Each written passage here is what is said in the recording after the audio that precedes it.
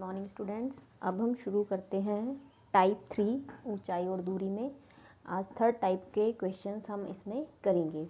तो इसमें क्वेश्चन पढ़ते हैं। एक मीनार के पाद बिंदु यानी फुट ऑफ द टावर आधार बिंदु से एक भवन के शिखर का उन्नयन कोण 30 अंश है और भवन के पाद बिंदु यानी फुट पॉइंट से मीनार के शिखर का उन्नयन कोण 60 अंश है। तो बेटा इसमें दो चीज़ें हैं, एक है मीनार और एक है भवन। जब मीनार से भवन को देख रहे हैं तो 30 अंश का कोण बन रहा है और जब भवन से मीनार को देख रहे हैं तो 60 अंश का कोण बन रहा है। इससे हमें पता चलता है कि मीनार ज़्यादा ऊंची है और भवन उससे कम ऊंचा है। तो सबसे पहले हम आधार बना लेते हैं। तो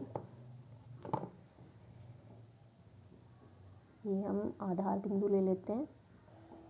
ये आधार जहाँ पे बिल्डिंग खड़ी है। एक ले लेते हैं भवन और एक ले लेते हैं मीनार ऊंची है। अब इसमें जो ये भवन है, यदि मीनार 50 मीटर ऊंची हो तो भवन की ऊंचाई हमें बतानी है और ये है हमारी मीनार 50 मीटर ऊंची है। तो ये 50 मीटर ऊंची है।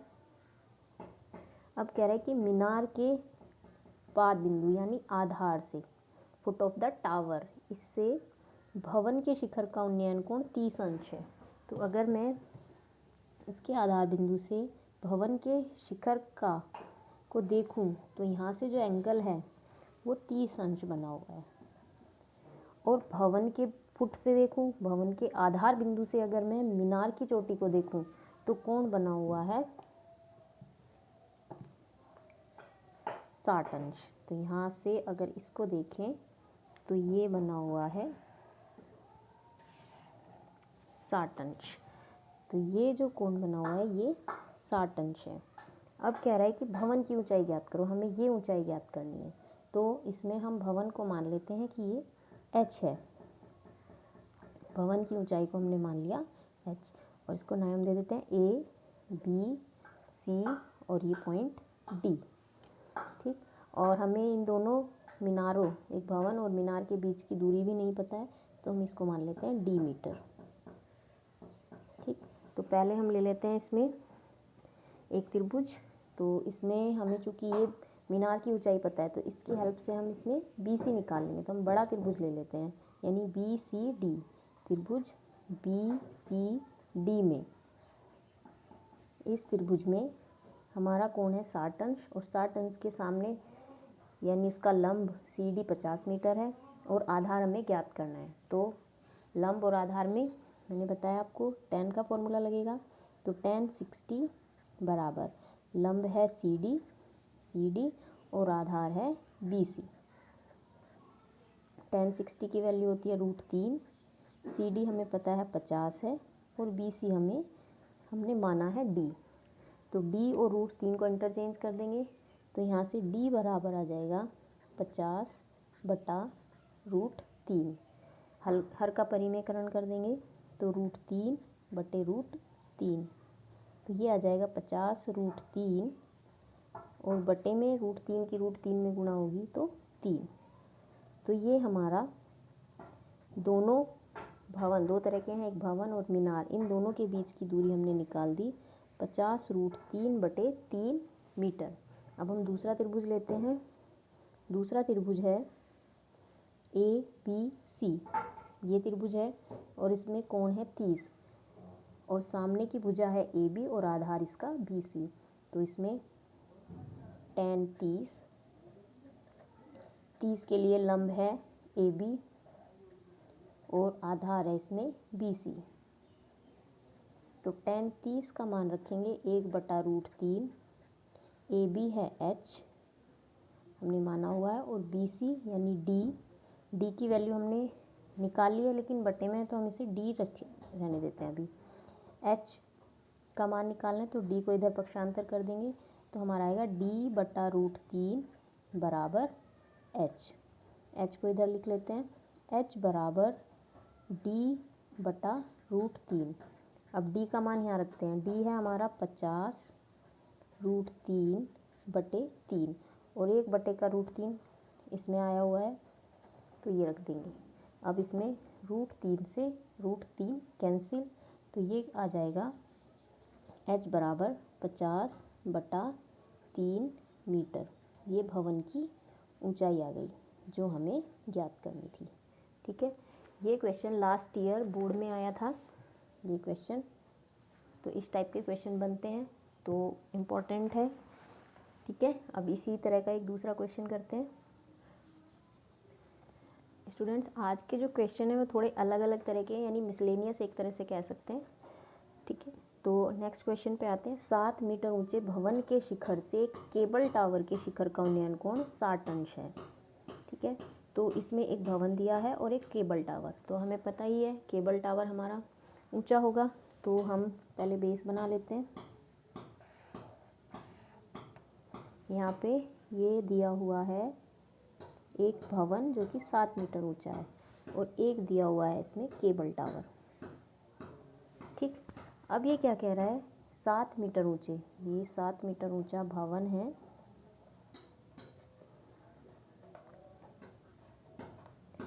इससे 7 मीटर ऊंचे भवन के शिखर से, शिखर कह रहा है, शिखर से केबल टावर के शिखर का उन्नयन कोण 60 अंश है। तो यानी यहाँ पे कोई खड़ा है छत पे और यहाँ से देख रहा है, तो मैंने आपको पहले भी बताया कि अगर कोई ऊंचाई से हम चीज़ को देख रहे हैं जिसमें प्रेक्षक की ऊंचाई जैसे हम देखते थे, तो यहाँ पे हमें बेस बनाना पड़ता है जहाँ से भी कोण बनाना हो। अब यहाँ से खड़ा होके देख रहा है तो बेस देंगे पहले, और फिर यहाँ से खड़ा होके जब उसने यहाँ देखा तो कोण बना 60 अंश का। तो ये जो कोण बन रहा है ये 60 अंश का कोण बन रहा है। और ये तो कहा 7 मीटर ऊंचे भवन के शिखर से केबल टावर के शिखर का उन्नयन कोण 60 अंश है, और इसके पाद यानी फुट का अवनमन कोण 45 है। यानी यहीं से खड़े होकर जब वो नीचे देख रहा है, जब ऊपर से नीचे की तरफ देखते हैं तो अवनमन कोण बनता है, तो ये बनेगा कहाँ, इसको ध्यान से देखना है।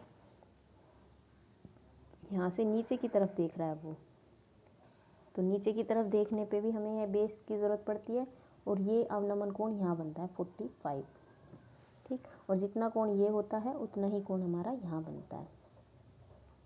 ठीक है, अब इसमें कह रहा है टावर की ऊंचाई बतानी है, यानी इसकी ऊंचाई हमें बतानी है। तो इसका नाम रख देते हैं हम, पहले इसको नाम दे देते हैं A, B, C, D और E। ये हमारा एक रेक्टेंगल पूरा हो गया। अब ये 7 मीटर है तो जो BE है ये भी 7 मीटर होगा। अब इस टावर में से हमें BE जो दूरी है वो पता चल गई है, अब हमें निकालनी है इसमें AB, तो इसको मान लेते हैं हम H मीटर। और हमें इन दोनों के बीच की दूरी भी नहीं पता है, तो इसे ले लेते हैं हम D। अब इसमें क्या ध्यान रखना है, आपने कौन कौन से त्रिभुज लेने हैं। एक बार इसमें लोगे CDE त्रिभुज, ये त्रिभुज, और एक बार लेंगे इसमें ABC त्रिभुज। तो पहले ले लेते हैं CDE त्रिभुज। तो त्रिभुज CDE में 45 के सामने ये हमारा लंब है और आधार हमें ज्ञात करना है, तो tan 45 बराबर लंब है CD और आधार है DE। tan 45 का मान 1 होता है, मैंने पहले भी बताया 45 वाला सबसे आसान होता है।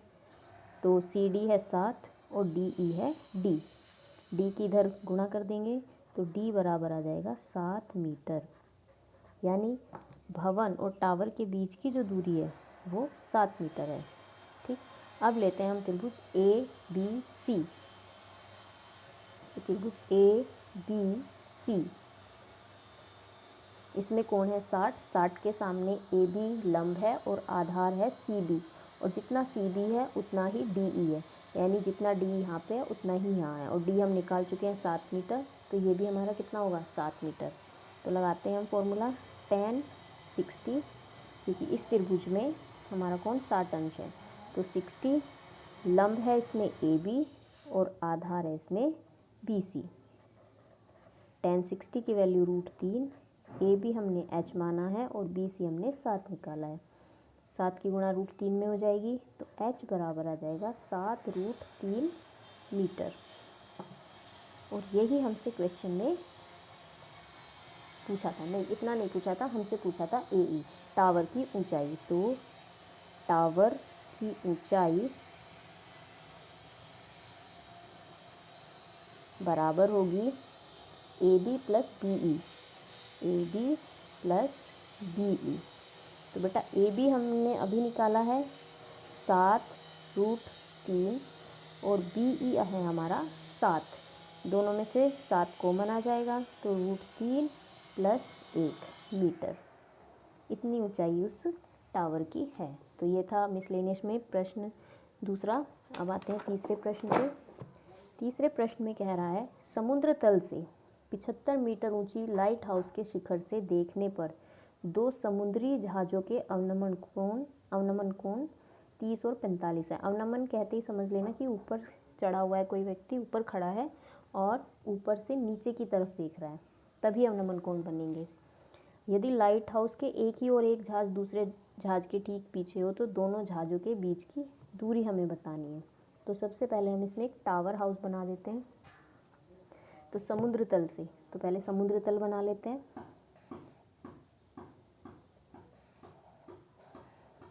ये समुद्र तल है और ये टावर बना देते हैं लाइट हाउस। ये लाइट हाउस है, यहाँ से कोई चीज़ को ऑब्जर्व कर रहा है। तो यहाँ पे दो जहाज़ हैं, एक जहाज़ यहाँ मान लेते हैं और एक यहाँ। अब ऊपर से कोई चीज़ देखी जा रही है यहाँ से खड़े होके, तो उसको हमें तल देना पड़ेगा क्योंकि तभी हमारा कोण बनेगा। अब एक जहाज़ को देख रहा है, ये पास वाला जहाज़ है तो छोटा कोण बनेगा, सॉरी बड़ा, और ये दूर वाला है तो छोटा कोण बनेगा। तो इसमें ये वाला कोण, ये पास है तो ये बनेगा 45 और जो दूर वाला कोण है ये बनेगा 30 अंश। अब यहाँ से Z बना के देख लो, जैसा भी उल्टा उल्टा बन रहा है ये Z, तो जितना इस Z के यहाँ पे कोण बना है उतना यहाँ बनेगा, ये 30 अंश बना है। और इस वाले Z में, ये वाला जो Z है इसमें 45 है तो यहाँ भी कितने का कोण बनेगा, 45। ठीक, तो अब इसका नाम रख देते हैं A, B, C और ये D। अब ये जो ये लाइट हाउस है ये 75 मीटर ऊंचाई का है, तो यानी ये जो AB ऊंचाई है ये 75 है। अब इसमें हमें BC D1 मान लेते हैं, ये D1 है, और BD D2 है। हमें जो दूरी निकालनी है वो दोनों जहाज़ों के बीच की दूरी निकालनी है। तो D2 में से अगर D1 हम माइनस कर दें तो हमारा दोनों जहाज़ों के बीच की दूरी आ जाएगी। तो सबसे पहले हम ले लेते हैं त्रिभुज ABC में। इस त्रिभुज में कोण है 45 और 45 के सामने लंब है AB जिसकी ऊंचाई हमें पता है 75 और आधार है D1। तो tan 45 इज इक्वल टू लंब है AB और आधार है BC।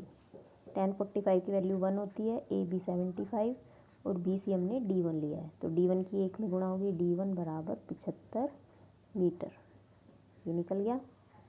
अब हम दूसरा त्रिभुज लेते हैं ABD में। अब इस त्रिभुज में हमारा कोण है 30, तो tan 30 बराबर लंब है AB और आधार है इसमें BD। tan 30 का मान होता है 1/√3। AB हमारा 75 ही है और BD हमने D2 लिया है, तो D2 की 1 में क्रॉस मल्टीप्लाई जब होगी तो D2 की 1 में होगी, D2 ही रह जाएगा और ये हो जाएगा 75√3 मीटर। अब हमारे पास D1 और D2 दोनों आ गए हैं। अब दोनों जहाज़ों के बीच की दूरी निकाल लेंगे। तो दोनों जहाज़ों के बीच की दूरी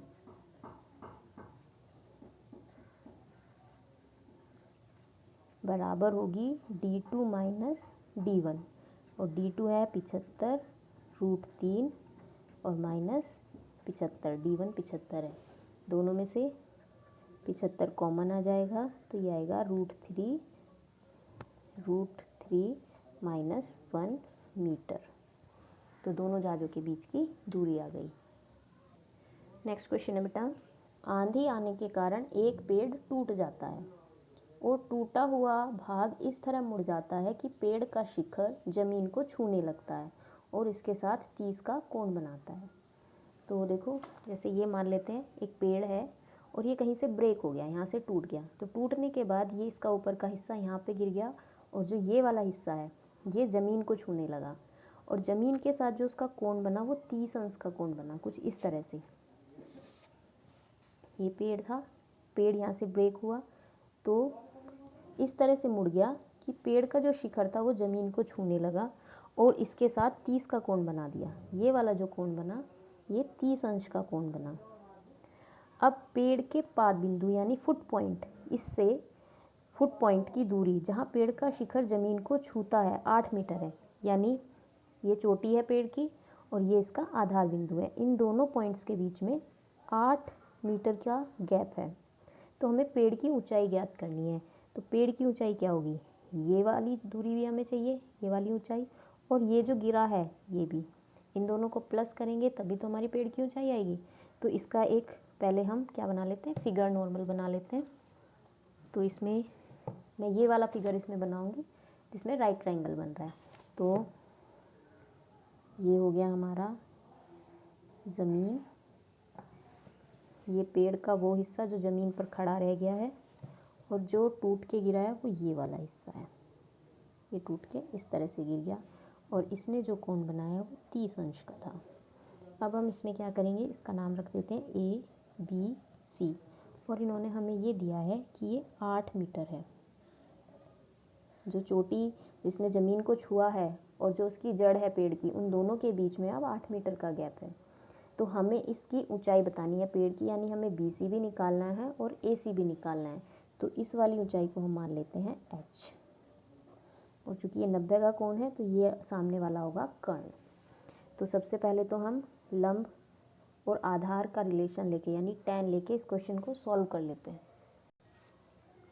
तो tan 30 बराबर लंब यानी BC बटे आधार, लंब बटे आधार AB। tan 30 की वैल्यू होती है 1/√3। BC हमें निकालना है और AB हमें 8 दिया है। तो 8 की इधर गुणा करोगे तो वज्र गुणा या कह दो कि H को यहीं रोकेंगे, 8 को यहाँ ले गए तो ये आ जाएगा 8/√3। तो H की जो वैल्यू आई वो आई 8/√3 मीटर। अब यहाँ से हमें ये वाली ऊंचाई तो पता चल गई जो पेड़ की अभी बची हुई है, खड़ी हुई है जो, और जो गिरा हुआ भाग है इसकी ओर निकालनी है, यानी ये कर्ण है। इस त्रिभुज के लिए क्या है, कर्ण।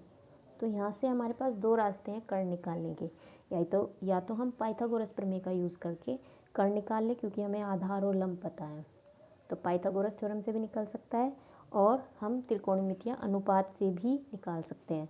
कोस और साइन दोनों अनुपातों में कर्ण आता है, तो मैं कोस से निकाल देती हूँ। इसके लिए कोस थीटा यानी कोस 30 बराबर होता है आधार बटे कर्ण। तो आधार है AB और कर्ण हमें निकालना है AC। कोस 30 की वैल्यू होती है √3/2। AB हमने निकाला हुआ है 8 और AC हमें निकालना है, तो इनकी क्रॉस मल्टीप्लाई करोगे।